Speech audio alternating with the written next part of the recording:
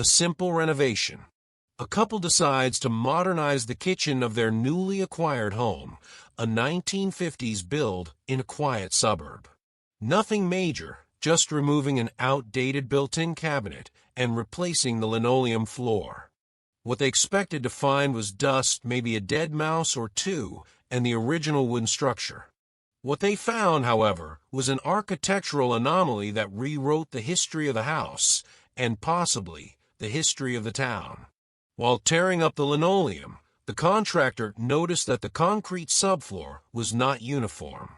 There was a section of approximately 2 square meters that sounded hollow. It wasn't a leak, nor a structural problem. It was an empty space. And when the sledgehammer broke the slab, the smell that rose was not of mold, but of damp earth and something else, something metallic and ancient. They hadn't found a basement or a hiding spot. They had found a subterranean masonry chamber, perfectly sealed, that was not on any of the house's blueprints. The discovery was immediately punctuated by a whispered phrase from the contractor, a man who had seen all. They were never meant to find this. What was inside was not a treasure, but evidence that defied chronology, proof that the story they were told about that house was a carefully constructed lie. The house in question on Elmwood Street was the epitome of post-war American suburban normalcy. Built in 1952, it was a solid single-story home without great eccentricities. The owners, the Miller couple, had bought the house for its location and its clean history. Municipal documentation confirmed the construction date and the absence of any subterranean structure beyond the standard foundation. The neighborhood was known to have been built quickly to house the growing middle class. The kitchen renovation was the only major alteration planned. The contractor, Mr. Thomas, was an experienced professional, accustomed to dealing with the secrets of old houses, obsolete wiring, rusty pipes, and occasionally a forgotten envelope of cash. The subterranean chamber, however, did not fit any of these patterns. It was located exactly under the center of the kitchen, and the concrete slab covering it was of a different composition than the rest of the subfloor, suggesting it was installed later to conceal the opening. The chamber itself was small, about 2 by 1 meters, with walls of old bricks, much older than the 1952 foundation. What was most intriguing was the absence of any access. There were no stairs, trapdoors, or side tunnels. The only way to enter was by breaking the concrete, which indicated that the space was designed to be permanently sealed. The neighborhood, upon learning of the discovery, began to speculate. Was it a Prohibition-era hideout? A Cold War bunker? Mr. Miller, an amateur historian, delved into the city archives. He discovered that the land where the house stood belonged, at the end of the 19th century, to a family that mysteriously disappeared.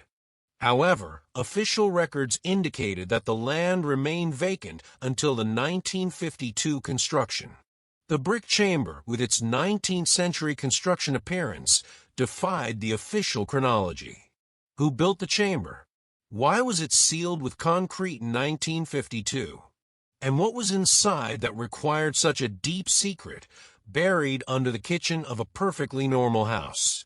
The great turning point occurred when the Miller couple, after notifying the authorities, who showed a strange lack of interest, decided to investigate the chamber themselves. The descent revealed a dry space, despite the damp earth.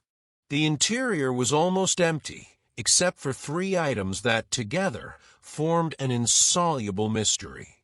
The first item was a sealed wooden box containing hundreds of black and white photographs. The photos showed Elmwood Street, but without the 1950s houses. Instead, there was a rural landscape with a single wooden structure at the exact location of the Miller's house. The photos dated back to 1910. This directly contradicted the municipal records that claimed the land was vacant until 1952. The Miller's house was not the first construction there. It was the second, built over the ruins or foundations of the first. The second item was a leather-bound diary, written in elegant handwriting and dated 1912. The diary belonged to a woman who described the chamber not as a hideout, but as a time repository. She mentioned that the chamber was built to guard what cannot be seen until the time is complete. The diary stopped abruptly mid-sentence without explanation. The third item, and the most disturbing, was a metallic device of cylindrical shape, about 30 centimeters high, with no visible identification marks or screws. The metal was of an unknown alloy to the contractor and Mr. Miller. The device was cold to the touch, emitting an almost inaudible hum. When Mr. Miller tried to move it, the hum increased, and the device began to emit a gentle heat before returning to its inert state. The police, finally forced to investigate, filed the case as a historical discovery with no criminal relevance.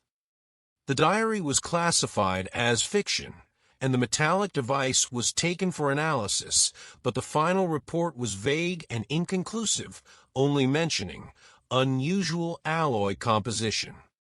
The Miller couple's testimony about the hum and the heat was dismissed as a psychological reaction to stress.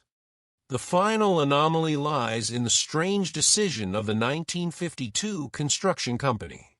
Why did they bother to seal the chamber with a different concrete slab instead of simply filling it with earth? The only logical conclusion is that they knew of the chamber's existence and intended to preserve it, but in a hidden way. What was in the chamber that was so important to be preserved, yet so dangerous to be accessed?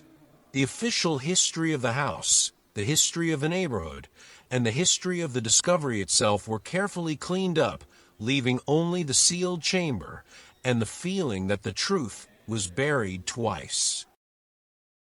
The subterranean chamber was sealed again, this time with a new concrete slab, under orders from the building department. The Miller couple sold the house a year later, unable to live above such a deep secret. The simple renovation revealed a layer of history that the city and the 1952 builders actively tried to erase. What was the time repository of the 1912 woman? What did the metallic device guard or do? The mystery is not what was found, but the intention behind the sealing. The 1952 construction company knew. Today's police acted with strange disinterest. The official history of a land is a lie. The diary, the photos, and the metallic device are evidence that does not fit, and the lack of conclusion is what haunts us. You can cover a hole with concrete, but you cannot cover a mystery that defies chronology and human logic. The house on Elmwood Street is now a monument to the lack of conclusion, and the feeling that something fundamental was actively hidden, that the story we were told is just the surface of a much deeper and more disturbing truth. That feeling, my friends, is what stays with you. And what were they never meant to find? It wasn't the chamber. It was the proof that some stories simply don't close. If this case messed with your head, follow the channel for more stories like this. We share real events that were documented, but never fully explained. And if there's a case you think should be told here, leave it in the comments. Until the next video, bye-bye.